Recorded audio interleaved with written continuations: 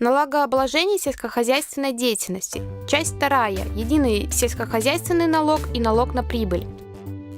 Налоговый кодекс предоставляет два режима налогообложения для компаний, занимающихся сельхоздеятельностью. Это единый сельскохозяйственный налог и нулевая ставка по налогу на прибыль. Чем же они отличаются и на что обратить внимание сельхозпроизводителю при выборе налогового режима?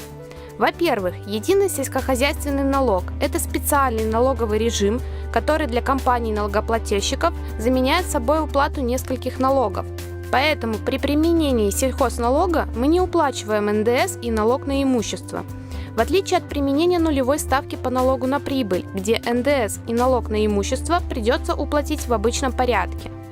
По-разному будут облагаться и доходы от деятельности компании. При этом различия будут зависеть от того, какой именно доход мы облагаем – доход от сельхоздеятельности или прочие доходы, от начисляемых компанией процентов либо от реализации имущественных прав. В случае применения единого сельскохозяйственного налога, вне зависимости от вида дохода, мы уплатим в бюджет 6%. Если же мы будем применять нулевую ставку, то мы ничего не будем платить с доходов от сельхоздеятельности. Однако все остальные доходы будут облагаться по ставке 20%. Стоит также обратить внимание на то, что нередко новые проекты в начале своей деятельности генерируют только убытки. И если в случае применения единого сельскохозяйственного налога убытки, полученные в предшествующих налоговых периодах, могут быть использованы для уменьшения прибыли текущих налоговых периодов, то в случае применения общего режима налогообложения убыток, полученный при осуществлении сельхоздеятельности, фактически не может быть использован для налогообложения.